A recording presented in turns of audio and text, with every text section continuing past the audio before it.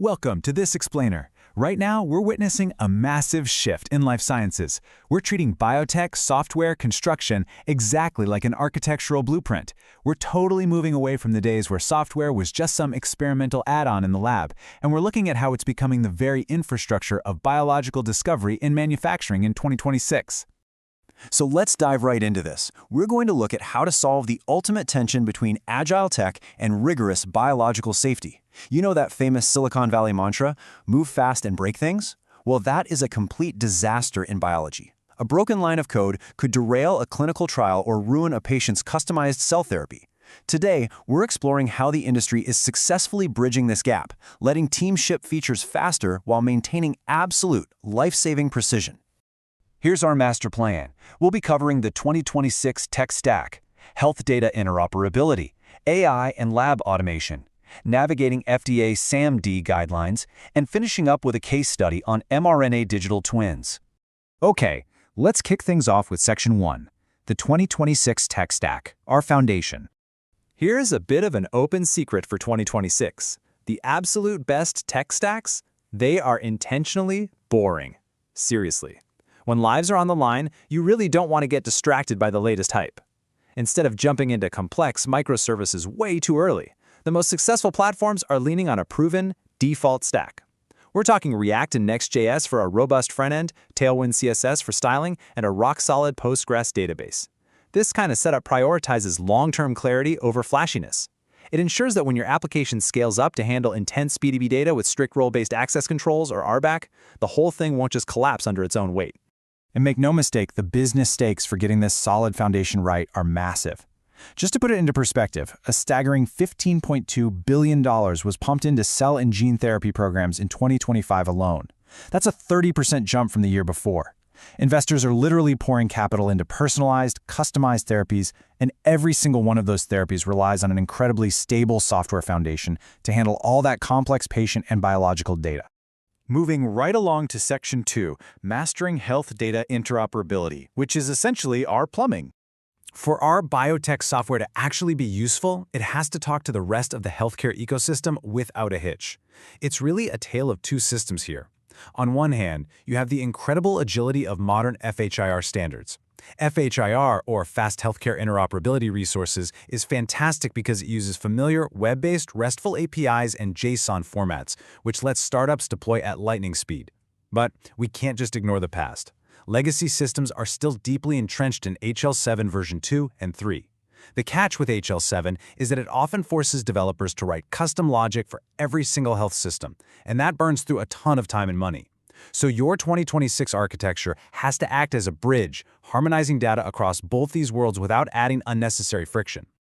Next up is Section 3, AI and Lab Automation Engines, the powerhouse of our setup.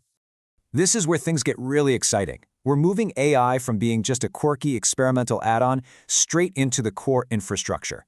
We're looking at multimodal AI-native platforms. Basically, Agent AI can now autonomously chew through massive data sets. Think genomics, proteomics, imaging, and even phenomics, the study of physical traits. What used to take researchers months and months of screening millions of compounds can now be narrowed down in just days, and with barely any human intervention. AI isn't just a single tool for analyzing images anymore, it's the central intelligence running the entire discovery phase. And that brings us to a reality that I find absolutely fascinating. Software is no longer trapped behind desktop screens. It has actually entered the physical wet lab of beakers and pipettes. Software is literally orchestrating biology. Biotech platforms are using autonomous robotics for continuous liquid handling, cell culturing, and screening. It completely removes those manual human bottlenecks, letting labs run 24/7. Your software architecture now has to integrate directly with hardware and physical lab space, creating these continuous learning loops where the data, the models, and the machines are in perfect sync. All right, on to Section 4, Navigating FDA SAMD Guidelines. Consider this the inspection phase. Here's the deal. Regulatory positioning under the FDA's Software as a Medical Device framework is a core architectural decision, not something you just slap on at the end. If your software informs a medical decision, boom, it's likely classified as a medical device. The FDA demands a very strict three-part clinical evaluation. First up, analytical validation. proving your code actually spits out accurate and reliable outputs. Second, clinical validation, proving those outputs actually associate with a meaningful clinical outcome for a patient. And third, clinical association, ensuring the whole logic is backed by established medical science. Your architecture must trace a straight line from the user requirement down to the code and right to the validation evidence. If you try to retrofit this compliance later, it's going to be a ridiculously expensive nightmare.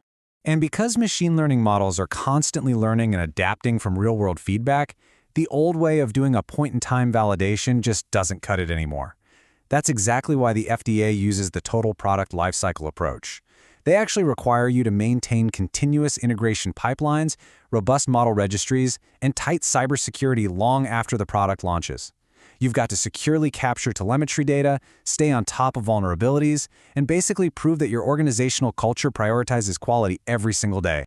Finally, we arrive at Section 5, Case Study on mRNA Digital Twins. Let's look at the finished building. Let's walk through what this looks like in practice with MIT's case study for continuous mRNA manufacturing. This platform is wild. It brings 5 distinct unit operations together into one seamless pipeline. It connects in vitro transcription, tangential flow filtration, continuous chromatography, lipid nanoparticle formulation, and finally freeze drying. By linking all of these into a digital twin, scientists can simulate the entire manufacturing process in a virtual environment. It perfectly adheres to quality by design principles, letting teams spot bottlenecks and optimize the process in silico, meaning entirely via computer simulation, way before they mix a single physical chemical. This whole setup beautifully mirrors the blueprint we discussed earlier. The user accesses a straightforward React Web GUI, which fires off JSON requests to a Python Fast API backend. From there, the server orchestrates some incredibly dense Julia and MATLAB mechanistic models. Plus, it uses a robust SQL database to log every single input and output for total historical traceability. It perfectly bridges the gap between that simple, boring web stack we talked about at the start and the heavy-duty mathematical modeling that advanced biology demands. And what the user actually gets to interact with is this super clean plug-and-play interface. Process engineers and scientists can literally drag and drop these manufacturing units into a current flow, tweak the parameters, and simulate highly complex biological mechanics without writing a single line of code. I mean, what a massive relief for researchers, right? That is exactly the goal for 2026. Making complex science accessible, traceable, and scalable through beautifully designed software. So I'm going to leave you with this thought. We aren't just coding apps anymore. We are engineering the very future of medicine. By sticking to a reliable foundation, integrating your data seamlessly, unleashing AI, and baking compliance in from day one, your next software build could quite literally save lives. As 2026 completely bridges the gap between software engineering and biology, how will you build the architecture for the next great human health breakthrough? Thanks for exploring this explainer with me. Keep learning, and I'll catch you next time.